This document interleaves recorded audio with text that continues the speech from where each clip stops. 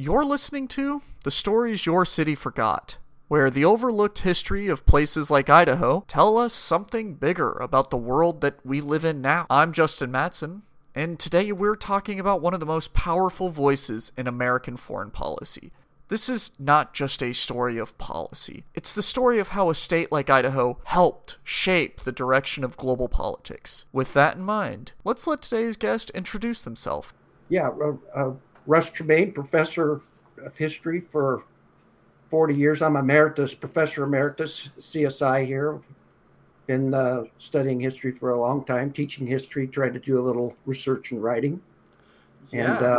And my dissertation was on Senator Church, and that led me to examine Senator Borah.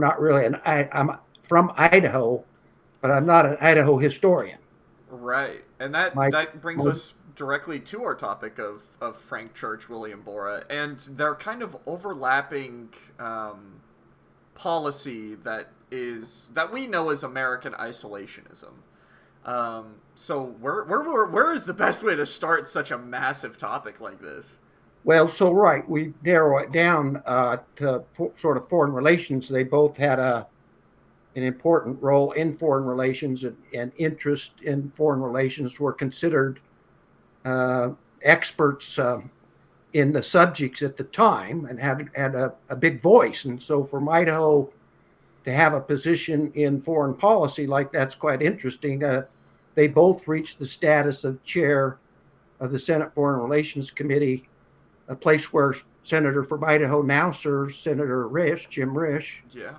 They both ran for president, Senator Church and Senator Borah. So they're big. From Idaho made it big time politics, and not just in foreign policy, but you want to talk about foreign policy. So isolation now wouldn't be appropriate to call Church an isolationist, although Richard Nixon called him a neo-isolationist because of his opposition to the Vietnam War.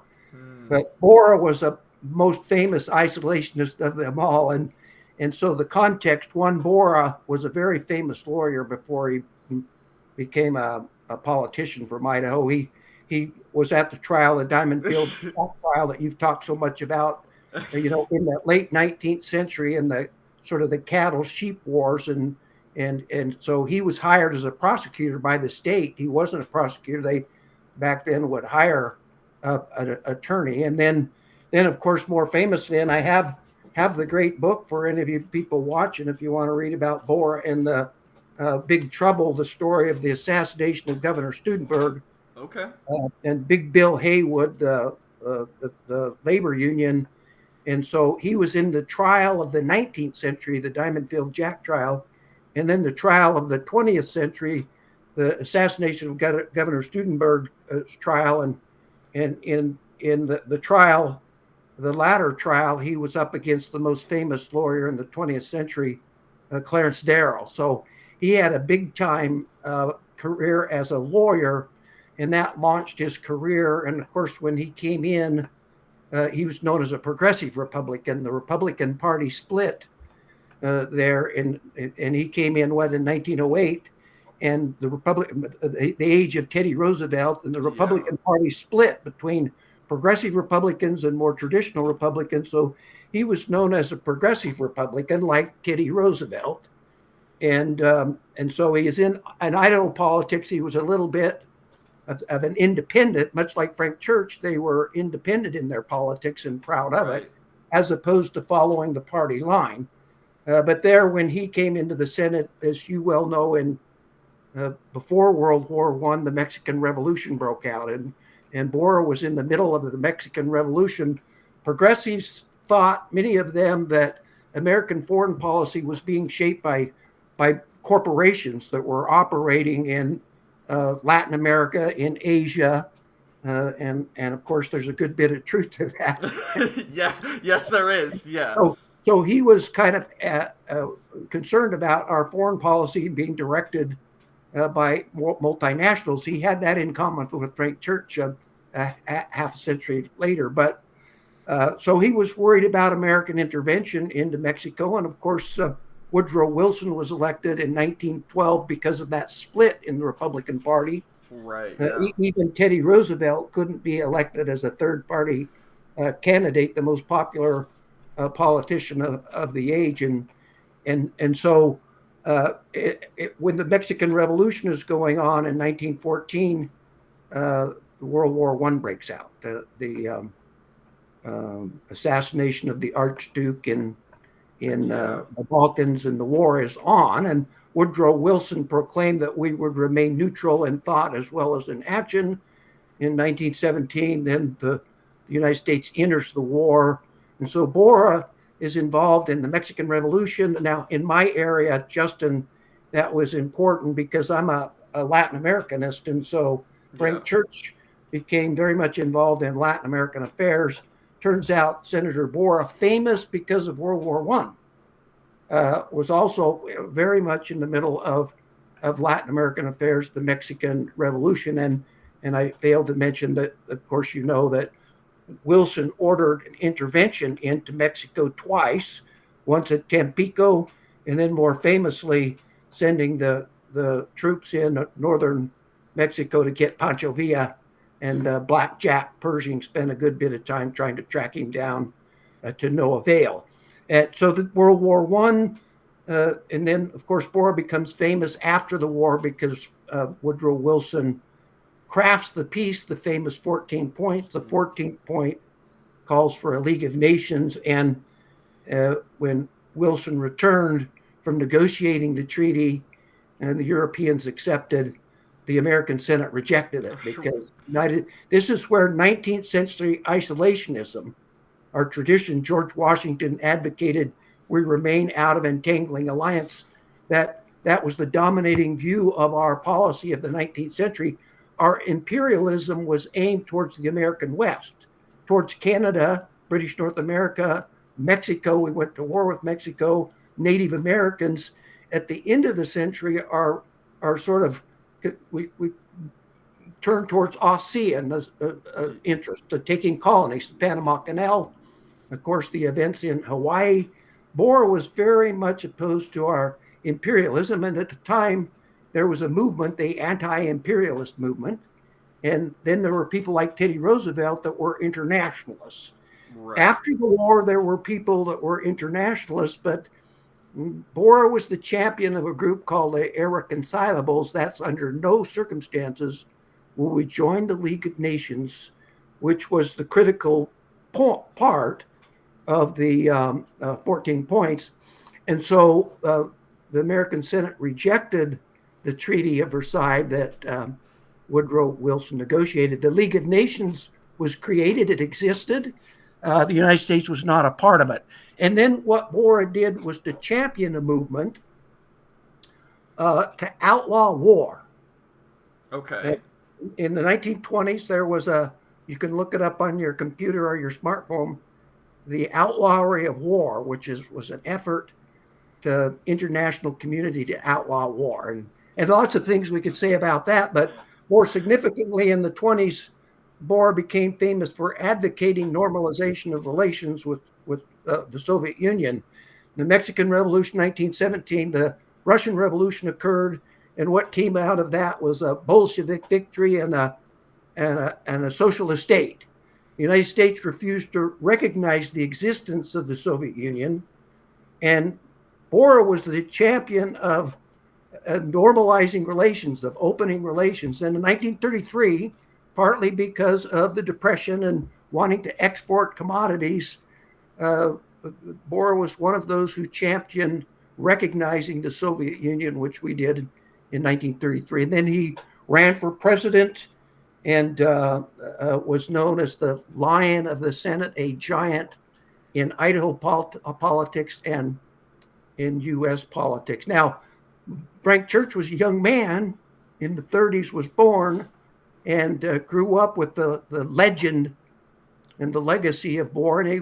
And I had an article when I did my doctoral research on Frank Church about him writing an article about his hero Borah. And but anyway, I'll stop there, Justin, and maybe you have some questions about Borah. And when we're shifting from an isolationist policy to becoming the greatest imperial state of the 20th century, when church comes along, what comes out of American involvement in international affairs, the isolationists are gone. We're part of the international community after the First World War, the Second World War. And so church comes to office in a totally different time when we're a superpower and we're in a bilateral world with two powers, the Soviets and the United States. Borah grew up in a war of what they called a balance of power, where there were multiple states that entered into an alliance with totally different worlds. It's an interesting to sort of compare their two careers, sort of gives you an insight in how American foreign policy shifted. Yeah, and so I guess for the audience, what is America, right? America has a long and storied history of intervening in Mexico. Can you kind of talk a little bit about what America's goals were, like who Pancho Villa is, and that for the audience's knowledge, and why was William Borah so against that? Because that seems like it was a relatively unpopular opinion at the time. Well, I think it was when it came to the imperialists versus the anti-imperialists, the the internationalist won overwhelmingly. The United States took the Philippines in the Great Debate after the Spanish-American War. Yeah. We established a protectorate over Cuba. We acquired Puerto Rico. Of course, the acquisition of Hawaii, we started taking colonies. And the debate at the time was, now we're the greatest nation against colonialism, American independence, as we celebrate the 250th anniversary of our independence against the British Empire. How could we be taking colonies? And so that was a very interesting shift that took a considerable amount of time. And some people were opposed to becoming involved in the First World War, turned America off to internationalism, if you will. But we Right. were right back at World War II. And at the end of World War II, we're like, we have to lead the world. But as far as Mexico, that's a long, complicated story. The Mexican Revolution started in 1910. The longtime dictator Porfirio Diaz said that he no longer was going to run, and people in Mexico, Francisco Madero, wanted to have democracy. And then, of course, what happened is the dictator decided at the last minute, no, never mind, I am going to run. And so the Mexican Revolution began as a confrontation between Native Americans in southern Mexico, led by a very famous guy named Emiliano Zapata, people in the north, led by Pancho Villa, uh, Venestusia Carranza, sort of a 4 or 5 factions that were against the dictatorship. And Right. it was really a revolt against, 200 years of colonialism. And it was very much sort of anti-US in that regard, an anti-British Empire. And so it was Aztec is good. It was a cultural revolution, a social revolution, ended up in a 10-year civil war. And so what happened is the United States was worried about Germany intervening.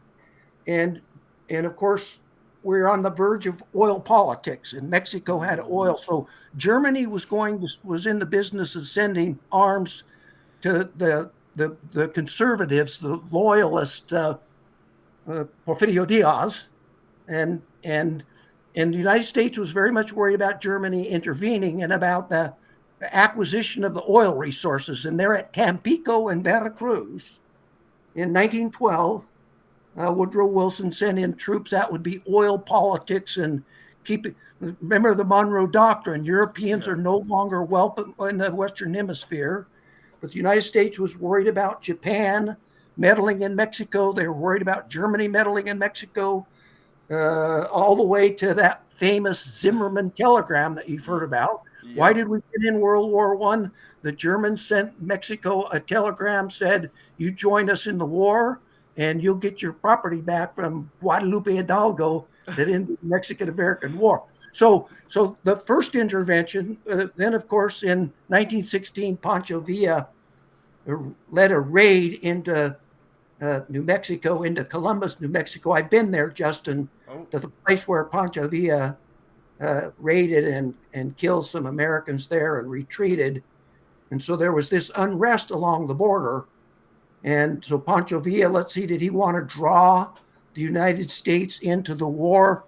The theory was that he was on the German payroll to maybe draw the United States into war. Now, my theory, Pancho Villa had lots of reasons to be hostile towards the United States. Now, if the Germans gave him money, he would certainly take it. But anyway, Pancho Villa, in the struggle for power, with all of these different factions, Pancho Villa had the most powerful military, but ultimately these various factions came together in Mexico City, and Carranza ended up becoming the president. Villa retreated to the north and was disgruntled. Carranza wrote a constitution, the Mexican Constitution of 1916, and so but Mexico was divided before the revolution, during the revolution, after the revolution, and so the American intervention with Jack Back Pershing and American military, 9 months, I believe, tracking around northern Mexico, trying to capture Pancho Villa in a time of complete chaos in Mexico. Gotcha. And so we get into World War I, and what is Borah saying? You describe him as the lion of the Senate. Is he making speeches? What kind of speeches is he making? What is he saying about the war and the war effort? Well, so look, this is the same argument that you hear about the United Nations, that we should not be in the United Nations, that should not be in the League of Nations. That's giving up American sovereignty to an international organization. No more needs to be said. Now, after the Second World War and the Holocaust and the bloodshed, the idea of the League of Nations was Teddy Roosevelt, Woodrow Wilson, a progressive Republican, a Democrat that was considered the most brilliant man of the time, president of Princeton. And so this was sort of an agreement that this was the way to have a war to end all wars, right, to make the world safe for democracy. Well, the United States didn't join up and the League of Nations failed. But after World War II, there was an agreement between Winston Churchill, Franklin Roosevelt, the winners of the war, that we needed a United Nations. And then that deal was made at the end of the war. And we've been operating with the United Nations ever since. And still there are signs when you drive from Twin Falls to Boise, get the United Nations out of the United States and get the United States out of the United Nations.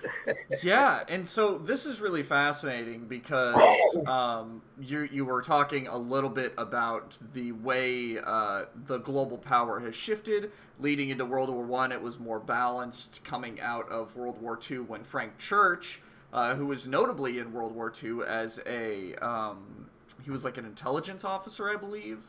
An intelligence officer in China, I believe. Yeah, he served briefly in China, indeed. Let's see, was he on the U.S. Missouri when the signing of the treaty? He didn't serve in combat. Of course, at the time, China was an ally before the Communist Revolution, so he had that experience. And yeah, Church is a remarkable story. That his book, Leroy Ashby, Ashley, the leading Idaho historian who teaches at Washington State University, his book, Fighting the Odds. Part of Fighting the Odds was that you had a liberal Democrat that was elected 4 times in Idaho. Yeah. In my doctoral dissertation, I argued the reason he was elected 4 times in Idaho because he really wasn't that liberal. Yeah, he was in many ways gun rights.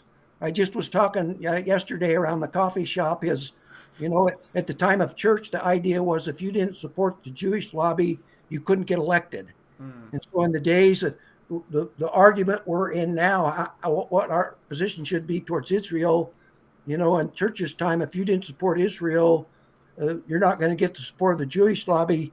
You've got no chance. So he was always supportive of Israel. He was conservative in lots of ways, but he was a product of his time. And so he was elected then at the time.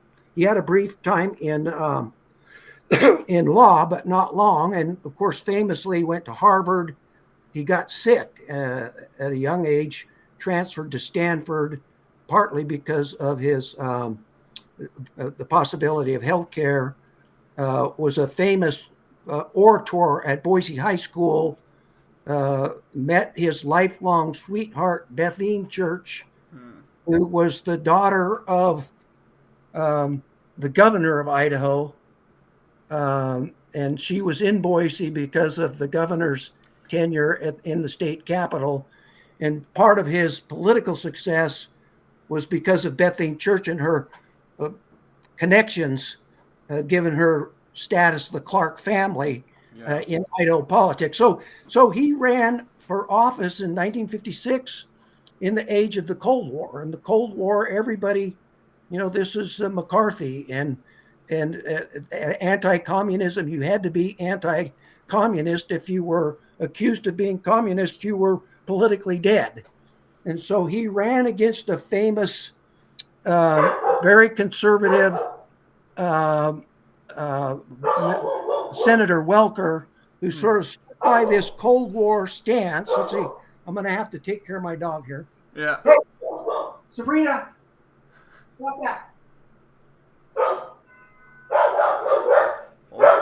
doorbell. We're good. Stop it. Stop it. Stop it. Yeah, I'm going to stop that.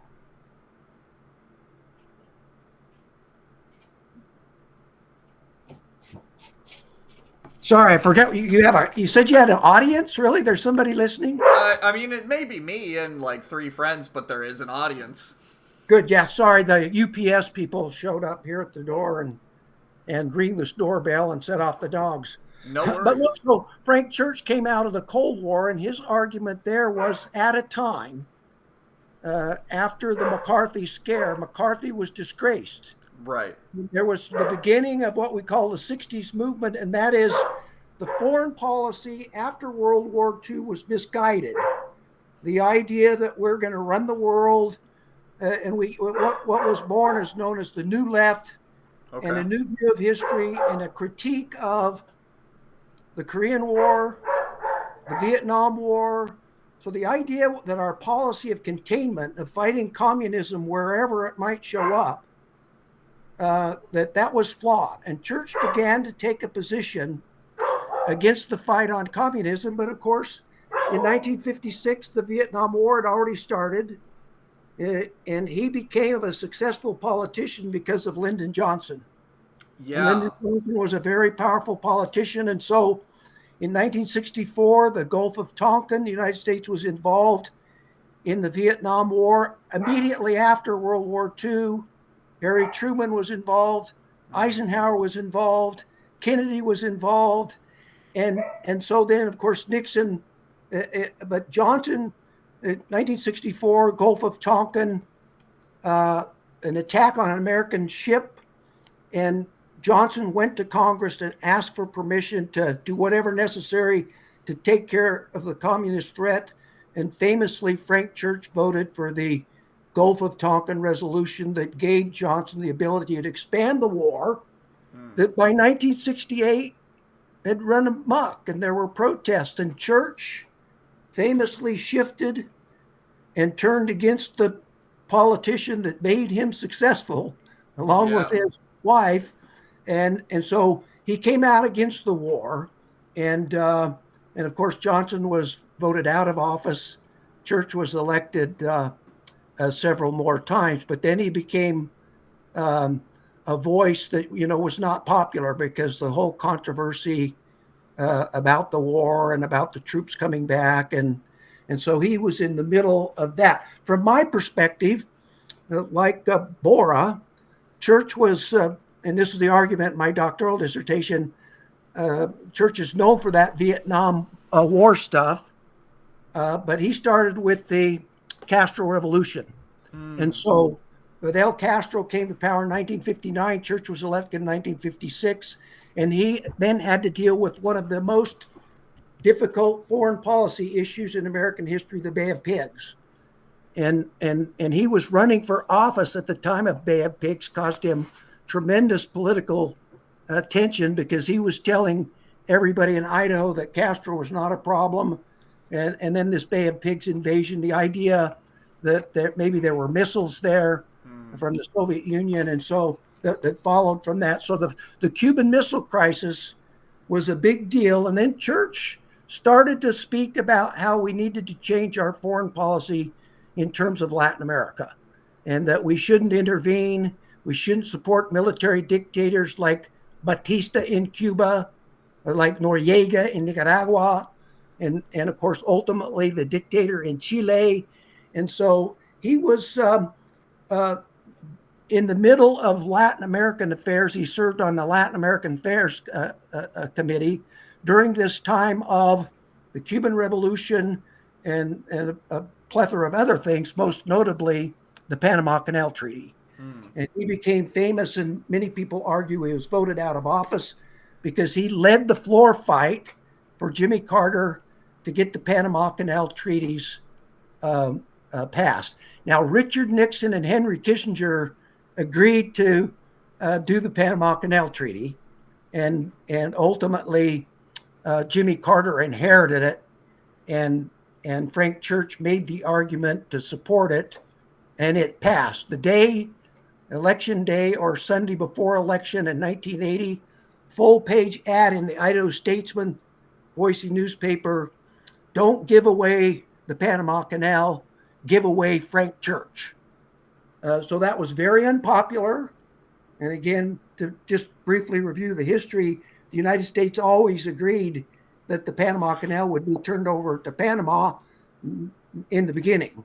And it was never, with the world wars, with the crisis of mid-20th century, it never happened, but it was always on the agenda of Panamanians. And of course, Woodrow or Teddy Roosevelt, the Congress voted money to give to Colombia because, remember, Roosevelt said, "I took the canal and let Congress to debate it." Roosevelt threw a fit when he found out that Congress appropriated money to pay Colombia for the theft. So, yeah, very controversial issue in Borah's time, in Church's time, and in our time. And then last thing on Church, when he was in the Senate, he led a couple of investigations that had to do with the activities of the FBI, the CIA, our involvement in trying to assassinate Fidel Castro, our involvement of the overthrow of the most democratic government in South America, the Chilean government that set up one of the most ruthless dictators in South American history. And so Church thought, sort of the Jimmy Carter line, our foreign policy should be based on human rights. And rather than supporting these dictators, military governments that are abusing their human rights, we should put that into the human rights formula. And it shouldn't be based on communism or not communism, because lots of the people working for human rights in Latin America were social organizations, workers' organizations. And so strongmen government would label them as communists. And so Church was thinking about changing our policy towards Latin America. And he actually was the first person with his wife, Bethine, that visited Cuba since the Cuban Revolution, and we broke off relations. He went scuba diving with Fidel Castro off a boat off Fidel's Island there, just off the coast. And he was sort of arguing for normalizing relations in the late 1970s. He almost became president, or some people thought. He was one of the leaders in the polls in the primaries in 1976. He got into the race pretty late. I don't need to fulfill the gaps there, but people thought he might win the presidency, but so like Borah, he made a run for the presidency. And then in 1980, the liberal slaughter, The Tuesday Night which was Massacre. one of a group of famous old liberals that were taken out of office by the Reagan Revolution. And so, and then he died not too long after that. There's been several books written about him. I did my dissertation. Leroy Ashby's book is a tremendous book. I reviewed that. There's a new book on Frank Church that just came out called The Last Honest Man. Yeah, it's a great book too. I've read it. It's fantastic. Oh, no, you're ahead of me. I'm ahead of you. I got it, Justin. I looked in the bibliography to see if my dissertation was in there.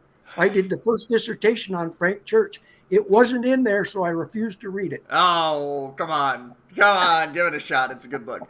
Now, I guess this is interesting. So, how would you describe the differences between William Borah's American Isolationism and Frank Church's? Is it strictly based on the idea that they're in two completely different times, and so their style has to be different? Or what is the difference between them, do you think? Well, so Church was not an isolationist. Okay.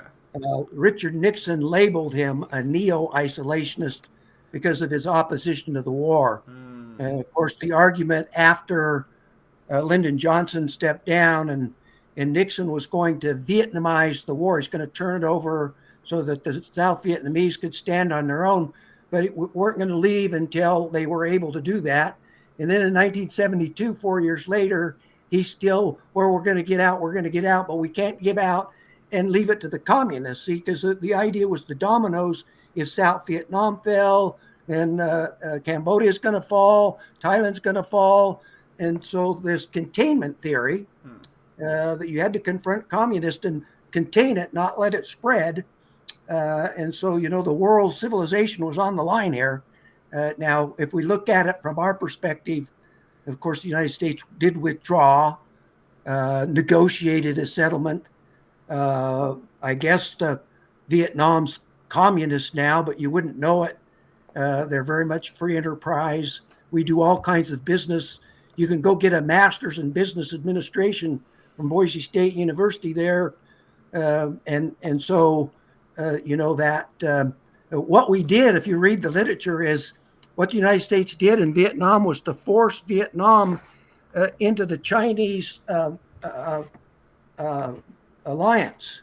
And if you study the area, Vietnam's whole existence was how to stay out from under the thumb of China. And what American foreign policy did was to sort of force Vietnam into the Chinese orbit.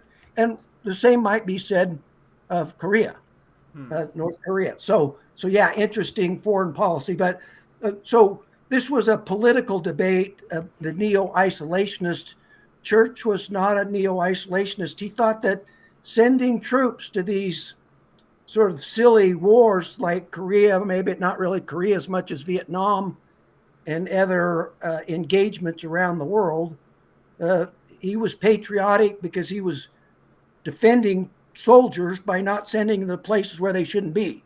And by the time that Vietnam War came to an end, that was the consensus that we were sending kids to hell. Right. And that this was a great mistake. And then, we had, after the Second World War, we had what's called the Hitler analogy. You got to no appeasement. But after the Vietnam War, we had what we call the Vietnam syndrome. That is, we're not going to get involved in these things unless we have an exit strategy.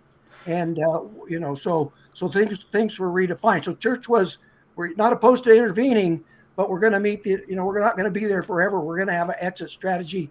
And then our policy is going to be based on human rights, maybe, rather than economic interests. And so, where do you see both of these two men's influences in today's world? Because I feel like you could still see lingering traces of their policies in our government today. So, where would you point to if you wanted to see a direct impact of their work? Well, so Frank Church came back with 9/11, and I wanted to write an editorial about it because the argument was that 9/11 happened because of what Frank Church did, the Frank Church Committee, by investigating the CIA and the FBI that was involved in, and corporations that were involved in manipulating foreign governments to their economic interests. That what this did was to expose American foreign policy, American CIA agents. Some of them were exposed and they were killed, and so there's a lot of hyperbole about what happened as a result of the church committee and how it took away power from our international surveillance and the kind of international knowledge. And so when 9/11 happened, it's like the Frank Church is responsible for this. Now, of course, since Church was voted out of office in 1980, Ronald Reagan and George Bush and Bill Clinton had a long time to address the issue of our FBI, CIA involvement in international affairs. So to put that on the church committee, of course, is nonsense. What church is doing is looking at, should the American government be involved in assassinating foreign leaders in Africa, in overthrowing foreign governments in South America? Lyndon Johnson, of course, famously helped overthrow the government of Canada in 1964. Lester Pearson came to the United States and gave a speech against the Vietnam War. I hope I don't offend your crowd. This is a quote from Lyndon Johnson. He came to my house and pissed on my rug. Boy. He was voted out of office in the minds of some because of Lyndon Johnson's leverage. But that was, to go against the Vietnam War was not a popular thing in the early days. And then in the early 1970s, then that became the wise thing. And but the way that the troops were treated, Frank Church kind of got the label the Jane Fonda. The people that were against the war were against the troops. No, they were for the troops, but the troops were received in a hostile, incredible, disgusting fashion after their service. And it wasn't, it was aimed at the troops, but it was the hostility towards the war.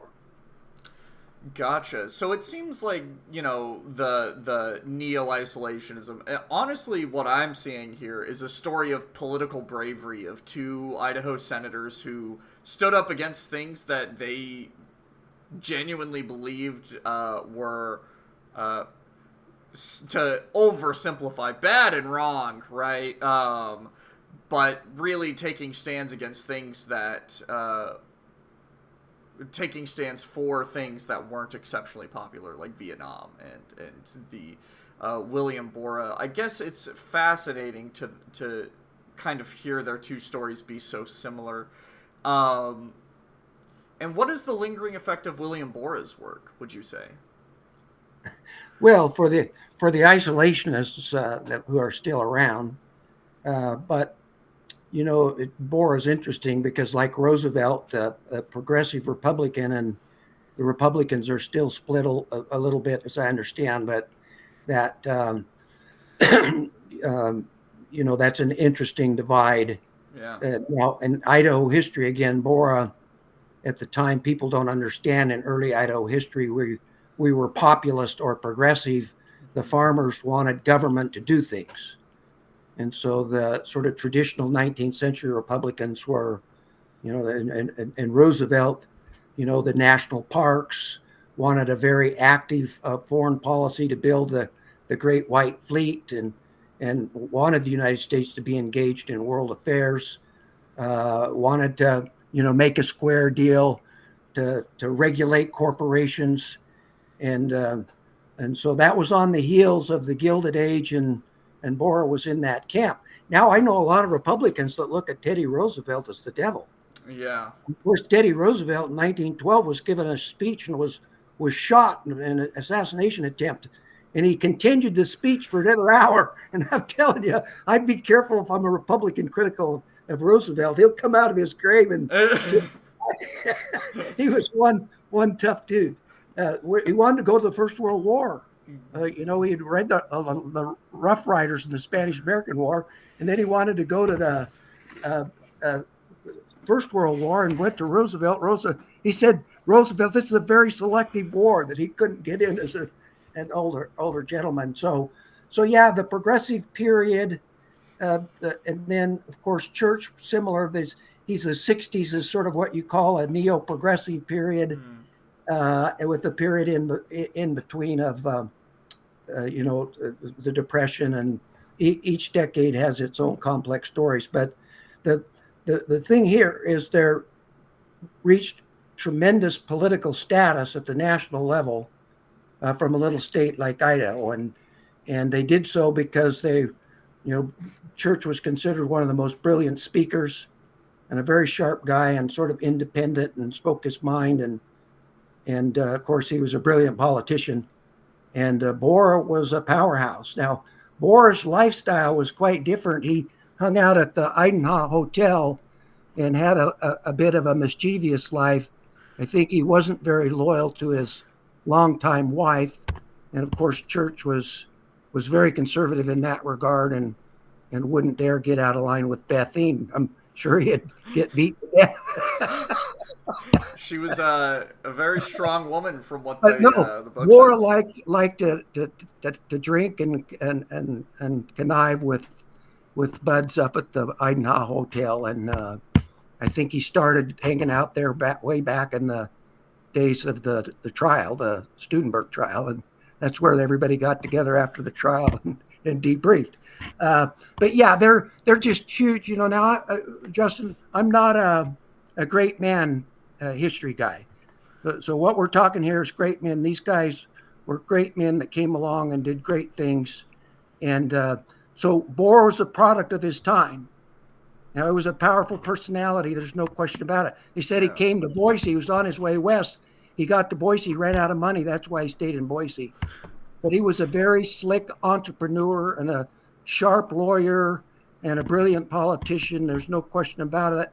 Church, a wonder boy who saw Borah as his idol, as his childhood idol. And he was the most accomplished public speaker that I've ever heard. I went with my mentor to hear him speak, and Dr. Sims was the best public speaker I ever heard. And Sims looked at me with tears in his eyes and said, "That's how you'd speak, son." There you go. And he was a brilliant politician, but he knew how to play the politics, and he was a pretty boy. Yeah. He was very, very attractive and young, and so yeah. So other than that, but history made Frank Church and Borah. Borah and Church didn't make history. What you should say, Justin, now, isn't it remarkable that here Idaho in 100 years has the third leader of the Senate Foreign Relations Committee with Jim Risch? It is. So I usually would have editorials about, what's Jim Risch doing in today's world with the politics of Israel and the politics of Russia and Ukraine. Yeah. And as the head of the most powerful Senate Foreign Relations Committee, what I heard him talking about was Lava Ridge, the electric project here in southern Idaho, and how he had helped Trump pull the plug on it.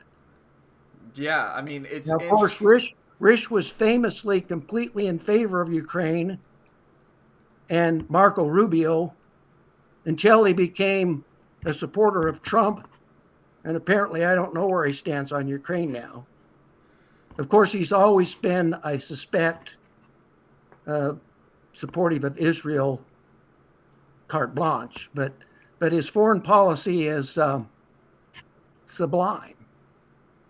Whereas Borah and Church were very outspoken and considered experts on the subject. Yeah, it is fascinating that Idaho has had three, especially for a state where you wouldn't expect them to have such influence in the foreign relations space. Lawyers. That's all it comes down to. Russ, I think that's a good stopping place. What are some plugs of information if people want to hear more, some books that you could recommend, or what are you working on, and where can people find more of your stuff? Well, we talked about my work on the labor camp here. We sure did. And so that's kind of what I'm doing. I'm working on a little reprint of a book, my first book I did on the country club in Boise. the Hillcrest Country Club or the Boise Open Sale. I wrote a book when I was trying to make a living as a freelance historian, and now that book's out of print and they want to reprint it. So I'm considering writing an update and doing a little bit of that. We have a distinguished lecture series, as you know, that I think that's how I came into contact with you. Is every winter we do a 4 or 5 part lecture series. At the end of every winter, I decide not to do that again. And now I'm sitting here thinking that I'm going to do it again. With, we have the 250th anniversary of the American Revolution. Yeah. And so people are, maybe there's an interest in that. And of course, I have a different view of the American Revolution than most people. And so I think I should get my word out there. But the Humanities Councils lost their money, so they can't really sponsor any events. The Idaho State Historical Society had some money. They were going to sponsor 250-year events, and then they had to pull the plug because they didn't have any money. And so here, the organization I work with, Preservation Twin Falls, we try to put on history programs. Mostly we deal with Magic Valley, Southern Idaho, historical preservation, but I'm a 50-year educator, and so I'm always trying to offer programs, adult education for college students. So I'm thinking of offering a series of presentations on the American Revolution, not the American Revolution according to Tremayne, but the American Revolution kind of according to Tremayne. A little bit according to Tremayne. A little bit. But other than that, I'm working on my landscaping and my golf game. William Borah didn't just make speeches. He shaped the course of 20th century foreign policy, and Frank Church, decades later, wrestled with the consequences of that legacy, pushing back against secret wars, surveillance states, and an unchecked national security apparatus. What they share, beyond their Idaho roots, is the political courage to stand apart, to ask the hard questions about where America's power ends and where its values begin. I want to personally thank Dr. Russ Tremayne for helping us unpack all of this, and for reminding us how much can still be learned from voices that dared to challenge the status quo. If you liked this episode, consider sharing it with someone who's ever asked, how did we get here? I'm Justin Mattson, and this has been a story your city forgot.